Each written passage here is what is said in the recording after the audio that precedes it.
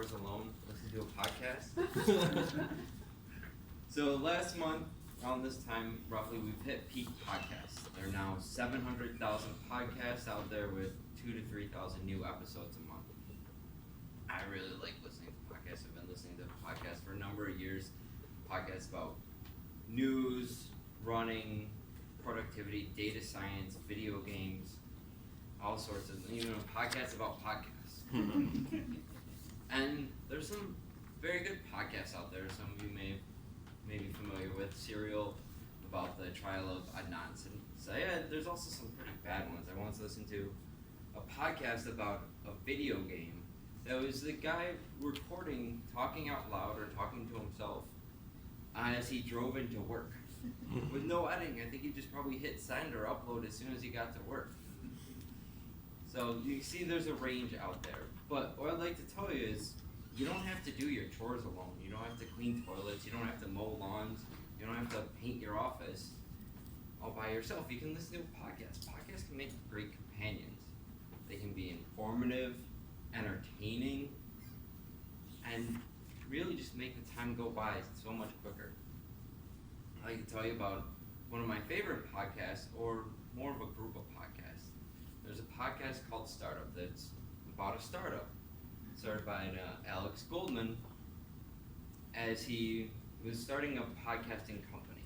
So he's from the news radio show Planet Money, and he wanted to have a company that just made and produced podcasts. And so as his first podcast, he documented his journey of starting this company, getting financing.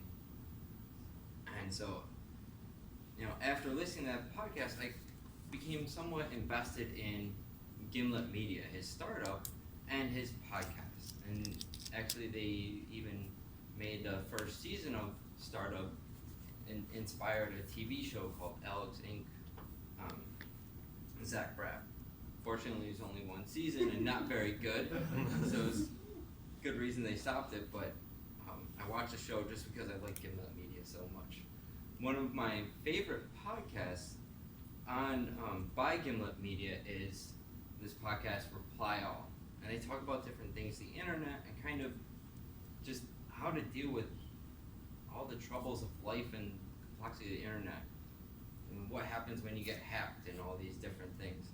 And one of my favorite episodes was, and so first I'll take a step back. I started listening to this podcast when I was painting my office. So I don't know if you guys have had to paint. I thought that's where Juan was going with his, what they don't tell you in HGTV, and kind of the manual labor of remodeling. But so I was painting and went through like the first six episodes and really got invested into the podcast. And part of it is the conversation between PJ Vogt and another Alex. They're the host of the show. There's one episode where they start off and PJ Vogt starts talking about how he got a phone call, and it was a 1-800 number. He's like, I don't know what it is about 1-800 numbers, but I just want to answer them and find out what's going on. And co-host Alex is like, this is ridiculous. Why do you do that? He's like, do you open junk mail and read spam as well? Spam emails? Like, well, sometimes if the title's interesting enough. It's a good reason why he was hacked and they had to report on it, I guess.